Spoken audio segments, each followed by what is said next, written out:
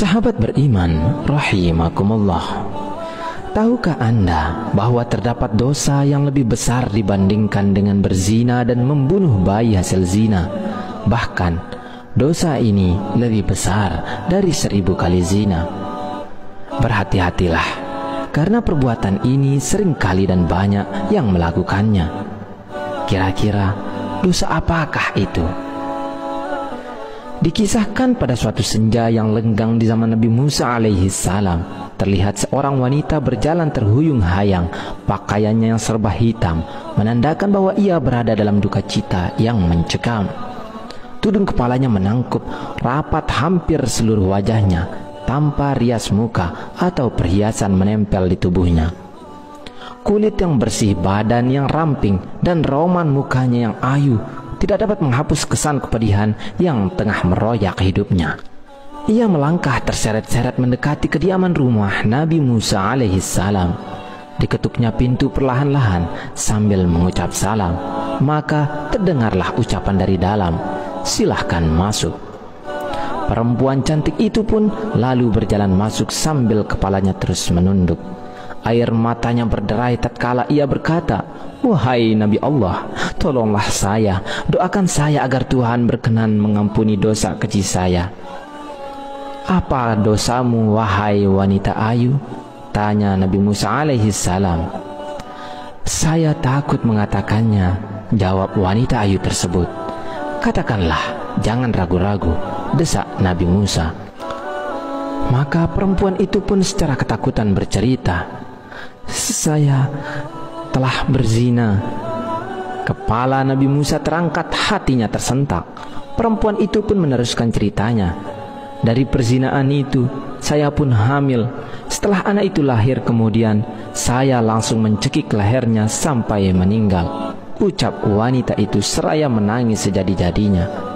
Mata Nabi Musa pun berapi-api, dengan muka berang ia menghardik, "Perempuan celaka, pergi kamu dari sini, agar siksa Allah tidak jatuh ke dalam rumahku karena perbuatanmu," teriak Nabi Musa sambil memalingkan wajah karena jijik.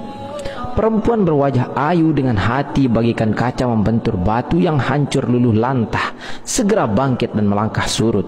Ia menangis terangguk-angguk dan keluar dari rumah Nabi Musa alaihissalam.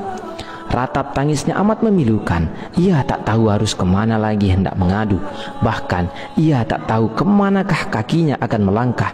Bila seorang nabi saja sudah menolaknya, bagaimana pula manusia lain bakal menerimanya? Terbayang olehnya betapa besar dosanya, betapa jahat perbuatannya. Setelah wanita ayu keluar dari rumah Nabi Musa, malaikat Jibril pun turun mendatangi Nabi Musa. Malaikat Jibril lalu bertanya, "Mengapa engkau menolak seorang wanita yang hendak bertaubat dari dosanya? Tidakkah engkau tahu dosa yang lebih besar daripadanya?" Nabi Musa pun terperanjat. Dosa apakah yang lebih besar dari kekejian wanita pezina dan pembunuh itu?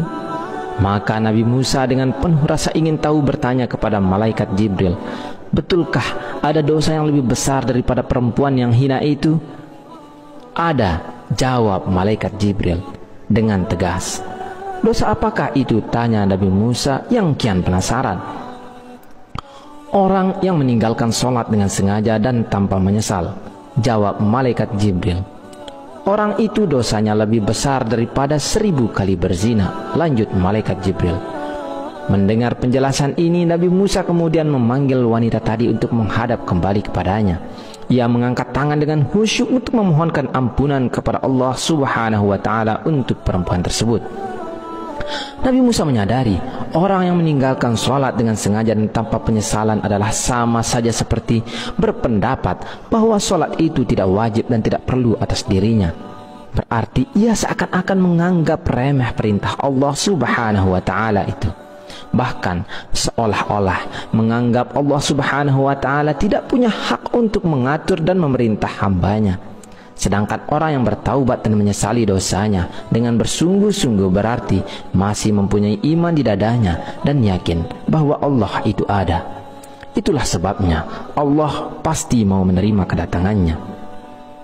Ibnu Qayyim al-Jauziyah mengatakan, Kaum muslimin bersepakat bahwa meninggalkan sholat 5 waktu dengan sengaja adalah dosa yang paling besar, dan dosanya lebih besar dari dosa membunuh, merampas harta orang lain, berzina, mencuri, dan meminum minuman keras. Orang yang meninggalkan akan mendapat hukuman dan kemurkaan Allah Subhanahu wa Ta'ala, serta mendapatkan kehinaan di dunia dan akhirat.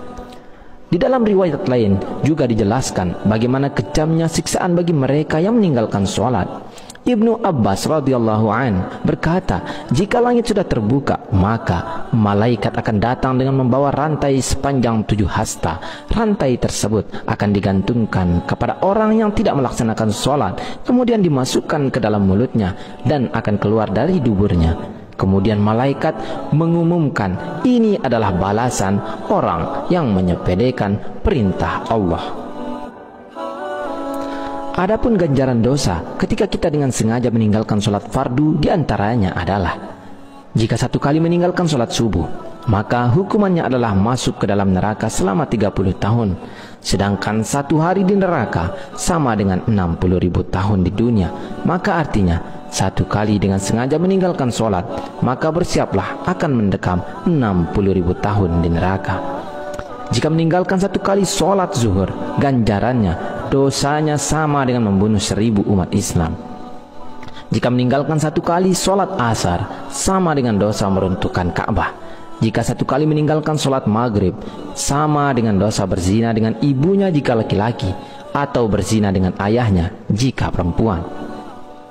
Jika meninggalkan 1 kali sholat isya, maka ia tidak akan diridhai oleh Allah Subhanahu wa Ta'ala untuk tinggal di bumi, dan akan didesak mencari bumi atau tempat hidup yang lain. Sholat merupakan ibadah wajib yang tidak bisa diwakilkan kepada siapapun, dan jangan tinggalkan walau sekalipun, meski dalam keadaan apapun.